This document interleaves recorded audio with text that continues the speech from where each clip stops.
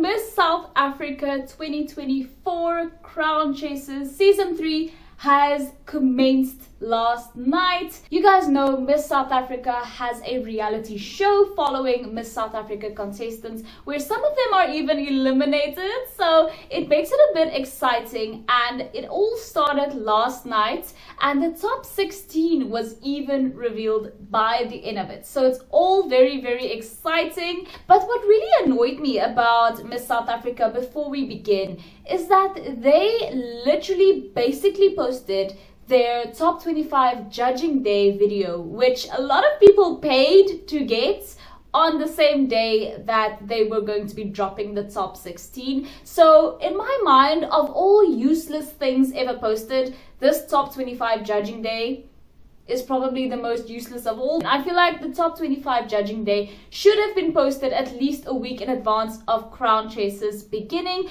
but alas, we know they even took long to post the top 30 judging day. Again, going from 30 to 25 and then down to 16, I don't understand it necessarily, but that's just the way they do things. We don't question Miss South Africa, okay? It's Miss South Africa's world and we're all just living in it. So let's start off by talking about Crown Chasers. They had the girls being dropped off in the parking lot. Yes, they have been filming the girls since they stepped toe on Miss South Africa ground in the parking lot, and this actually choked me up. This got me really emotional. Seeing the girls dropped off by their families. Kebalepile's grandmother or mother or some family member of hers even said, please bring the cup home. Please bring the cup home. The cup as if it's like rugby or something. It just choked me up so much. And I thought that this was amazing. It really, got us into the mindset of what this means to these women and their families. And so I love that Crown Chasers started off that way. After this, all of the girls went and got to know each other outside on the grass, how they navigated this grass in their stilettos. Give them all a cup. Give them all a cup just for that, to be honest with you. Natasha came out. Natasha Joubert, who is obviously Miss South Africa 2023 and the reigning Miss South Africa, she will be hosting Crown Chasers this year. Previously, it was Zozibini Tunzi, but I actually think it's a great idea to have the reigning Miss South Africa always hosting the next edition of Crown Chasers, because that could be like one of Miss SA's duties that she fulfills. I think that's actually a great idea. The resident judges for Crown Chasers this year are the same women that also judged the top 30 and the top 35, being Leandi, Leratu, and Steph. Leandi, of course, is an actress. Leratu is very famous as well. And then we have Steph, who is the CEO and president of Miss South Africa. And can I just say, this year Miss Steph is taking absolutely no prisoners.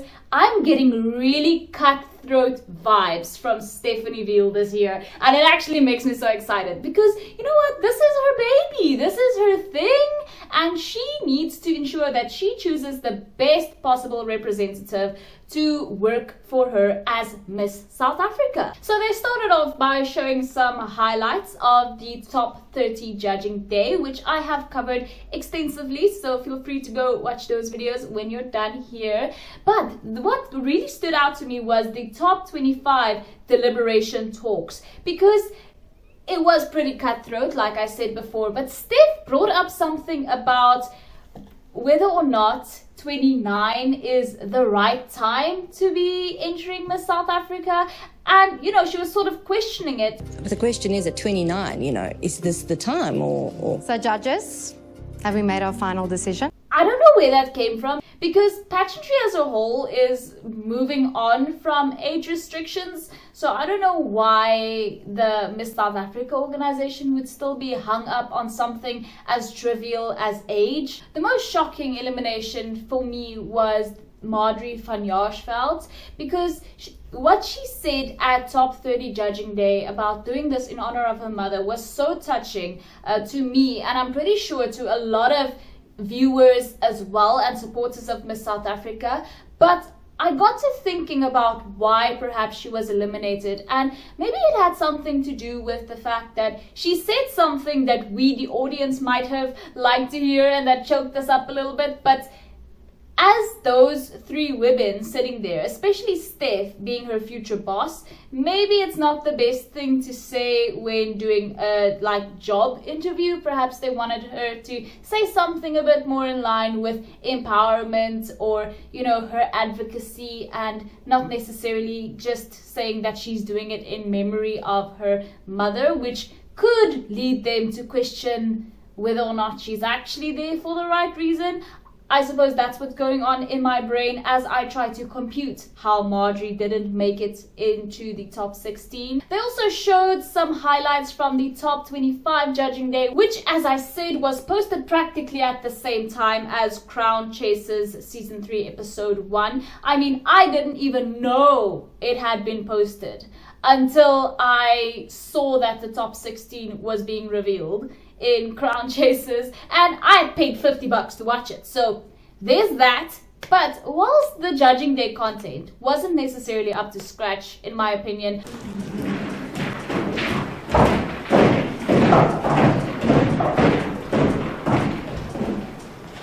Crown Chasers is an incredibly exciting production, and I'm very glad that we're having it back this year with eliminations and all. The top 16 ended up being Kebalepile, Chidimma, Kirsten, Layla, Lebohang, Letaukutula, Mia, Naledi, Nobutle, Nolene, Nompumelelo, Onalena, Onshiametse, Palesa, Reinet, and Tahira. Now, I'm actually really not mad at this top 16. Most of them showed potential during top 30 judging day. It's just that there are just two girls who I cannot believe didn't make it. I was so surprised that, again, Marjorie and Demoiva did not make it, because those two were incredible during top 30 judging day, and they were really my favorites. So that was really surprising. Sherry Wang, who you guys probably know and perhaps love even, who is a fourth-time Miss South Africa entrant, unfortunately also didn't make it through to the top 16. I wonder whether or not she'll enter again. That will be very interesting to watch. They also had an extensive segment covering the Miss South Africa makeovers, which I love. I'm thrilled with the results of the makeovers. I'm especially happy that they have changed Kebalepile's hair, because honestly, at top 30 judging day, her outfit was stunning and everything, but the hair was the one thing that did irk me a little bit. The iconic Miss South Africa Crown Chasers photo shoot that happens in each and every episode of Crown Chasers, or at least it did last season, also happened in this episode. And Essie van Zyl, who is a renowned photographer who also worked with Miss South Africa last year and specifically Crown Chasers last year, was back and overseeing it all. And he had his work cut out for him, because these photographs were going to be the photographs to reveal the top 16. Of course, Wagner and Natasha were also standing by, keeping an eye over it all. And truthfully, throughout these photo shoots, I was still pretty amazed by the results from the makeovers. However, in some close-up shots, the wigs on some of these ladies, you could see the edges really badly, and I do hope that those get fixed, because these close-ups are way too close and we can see everything. It was really killing me when there was a close-up of Onalena and you could just see the wig. It was killing me. They need to figure that out, and I know there's a way, because later on when Queen Bee came on, yes, spoiler alert, Queen Bee features at the end, there was not a piece of wig inside, so they need to work on that. And there's also a new segment called Talk Your Worth, and in this segment the girls get asked some questions, but it's supposed to be a really casual thing, sort of fake casual, where they all sit around and talk. And I think this is in an attempt to get the public, the wider public who don't necessarily know each and everything about these women, like Some of us do. They want the public to get to know these women as well as possible, but this does seem like it has the potential to get really sappy and emotional. You know what? I'm sort of on the fence, because on the one hand, yes, I do think that these women need to talk about, you know, their triumphs, things they've been through, things they've conquered. But on the other hand, they must be careful, because if it gets too emotional, I'll probably like fast forward. I'll probably like fast forward or something, because I don't know. I watch pageantry for joy, for enjoyment, not to cry, except if it's happy tears. There was also the runway challenge, in which the girls obviously walked the runway, but in their own outfits, because we know that last season they sort of provided outfits for the girls. For this very first episode, they wanted to see the girls in their own style, which I do also appreciate, and they had the girls walk the runway. Now, regardless of the actual outfits, I thought Emalahleni was actually the one who conquered the runway this episode. She is a bit shorter than I expected, but she did look great. She had great interaction, great contact with the judges, and so I do still think Emalahleni is the one. She might be the one. But there are some other women, guys, who just are incredible as well. And so I'm so excited for the rest of Crown Chasers and for Miss South Africa this year. Nearing the end of the episode, Queen Bee came out and revealed that she was going to be the host for Miss South Africa this year. Bonang Matheba is, of course, a very famous celebrity in South Africa. She was also previously a Miss South Africa host. She's an amazing host. I absolutely love Bonang Matheba. She's also the founder of House of B&G, which is a sponsor of Miss South Africa and has been for a long time.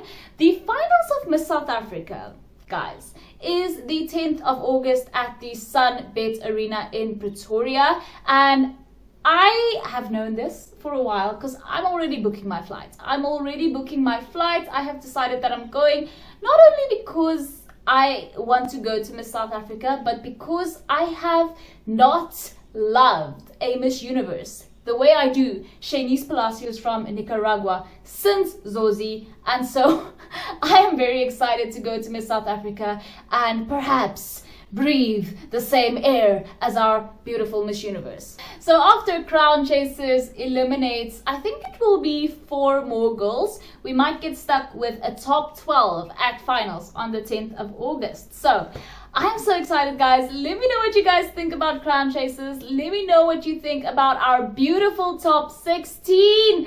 I want to do a dedicated video about the top 16, talking about them, because oh my gosh, guys, they're just so amazing. I'm so excited for Miss South Africa. Let me know what you guys think. Thank you guys so much for watching. If you haven't already, please subscribe, and I'll see you in the next one. Bye.